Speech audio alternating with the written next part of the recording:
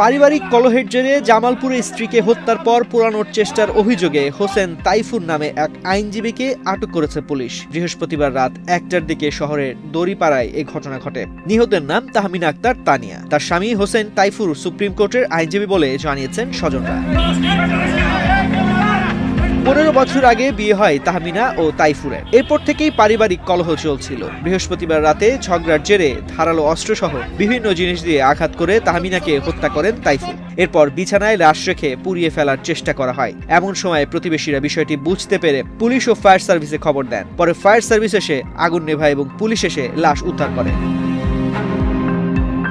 পরে স্থানীয়দের সহযোগিতায় অভিযুক্ত তাইফুরকে আটক করে পুলিশ। তাদের দুটি সন্তান রয়েছে। তারা ঘটনার সময় নানা বাড়িতে ছিল। মধ্যরাত ১:৩০ বাজে আমি বাসা থেকে বাহির থেকে বাসায় আসছি। আসার পরে ড্রেসটা চেঞ্জ করে জ্বালানার পাশে আসি। আইসে দেখি যে ওই বাসাতে চিল্লাচিল্লি হচ্ছে।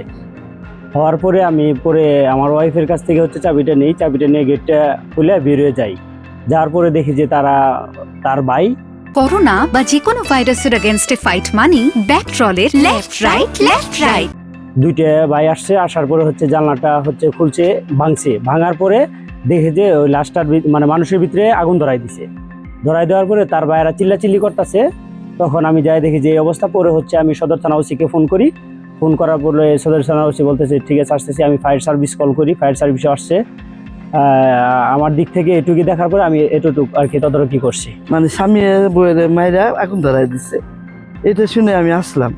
আইসে জ্বালানোর জন্য দাঁড়ায় দেখি যে মুখটা বের হয়ে রয়েছে সারা শরীরই, ডান হাত পুরা আর পুরা বডি পরে রয়েছে। খাটের উপরে একটা টুল আছে, ফ্যান আছে, এগুলো সব দেখলাম।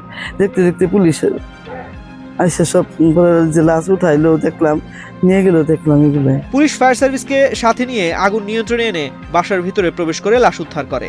পাশাপাশি তাৎক্ষণিক অভিযান চালিয়ে ঘাতক স্বামীকে গ্রেফতার করা হয়। পারিবারিক কলহের জেরে এ হত্যাকাণ্ড হয়েছে বলে জানায় পুলিশ। আজকে আমরা মধ্যরাতে খোঁজ পাই যে এখানে তাহমিনা আক্তার তনু নামে একজন ভদ্রমহিলাকে তার স্বামী তাকে মেরে আগুন জ্বালিয়ে দেয় তার বাসায়।